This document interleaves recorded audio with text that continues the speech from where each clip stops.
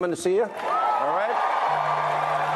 He has a lot of accomplishments to talk about. And now, of course, these are all things that the Destroy Trump media never reports on because it doesn't fit their narrative.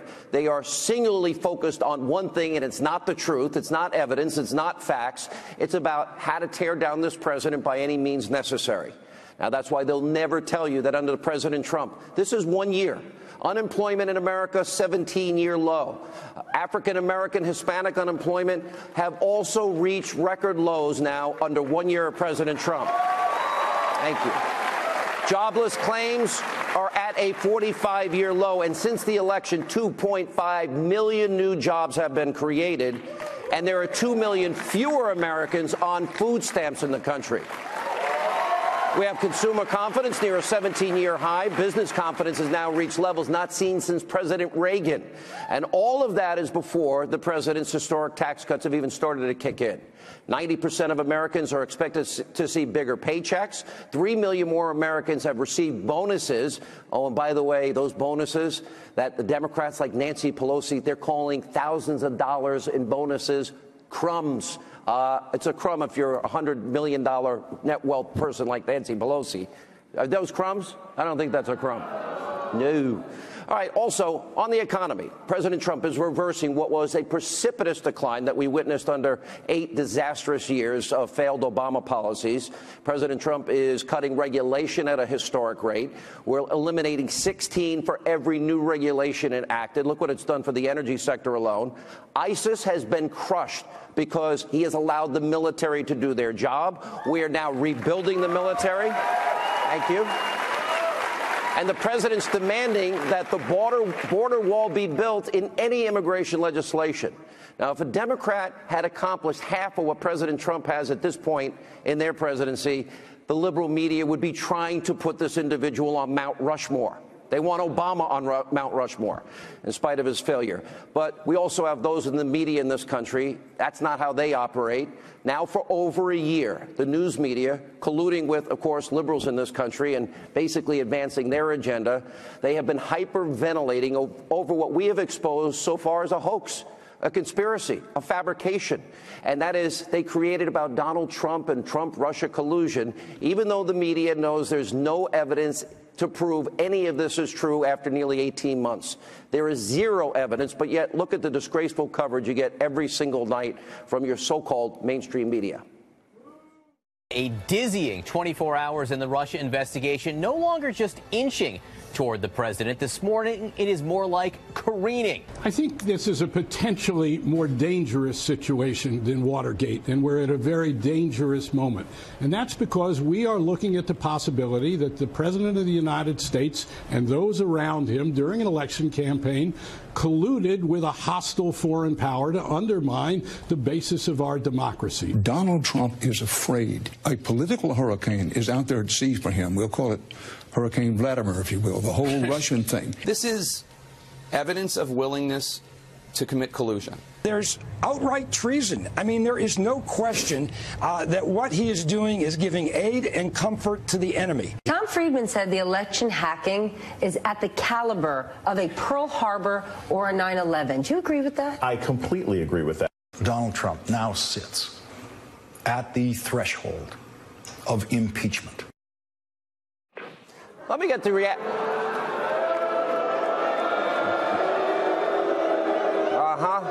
It just shows you the people in the media are nothing but liars and frauds. And by the way, they're really just an extension of the Democratic Party. By the way, speaking of liberal Democrats, they've been in lockstep with the media. And you'll notice they all say the same thing. They parrot each other, their fake, phony talking points in their little bubble. So you've had Democrats, the media, over a year pushing a made-up false narrative about so-called collusion. But now it's all beginning to start boomeranging back, as I predicted at the beginning of this year.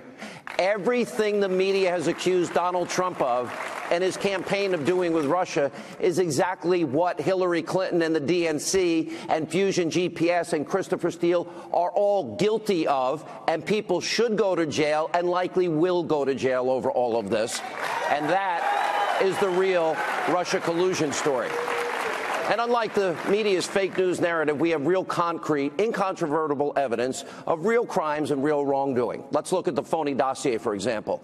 Hillary Clinton, the DNC, they paid over $12+ million for the former British spy. Oh, I thought foreigners weren't supposed to influence our elections. Anyway, to create a completely unverified dossier that used Russian government lies and sources, and Steele, who hates Donald Trump, didn't want him to win the election, then briefs the media outlets, let's see, like the New York Times, the Washington Post, Yahoo News, the New Yorker, fake news, the whole network, CNN, and they try to influence the election and manipulate the American voters. And Fusion GPS, their co-founder, Glenn Simpson, he testified that the Clinton campaign and the DNC were aware of all of this media outreach.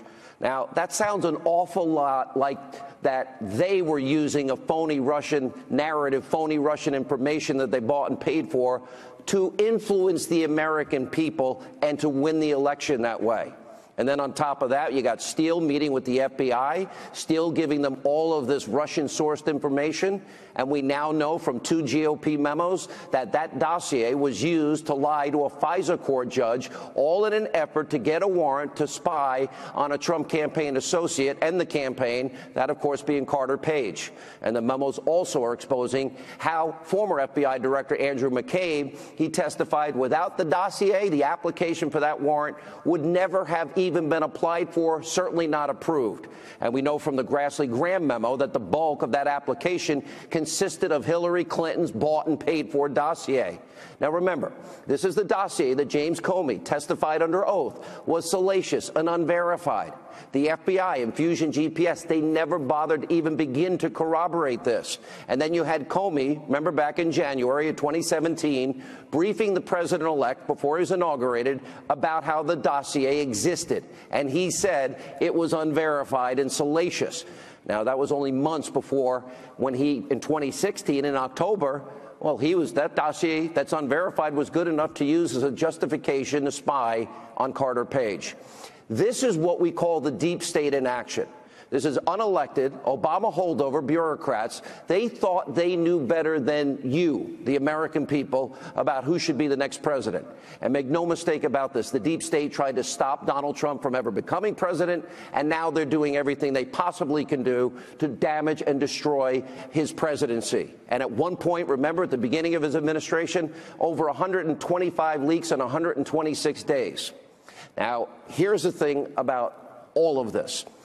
The corrupt officials are all now being exposed. They never thought this would happen. Everything is boomeranging back on them. And as we like to say on my Twitter account, TikTok, what we have been reporting on for the past year is only a small sample of what is coming. We expect the Inspector General's report to have a lot of new information, and that will be coming either by the end of this month or early next month.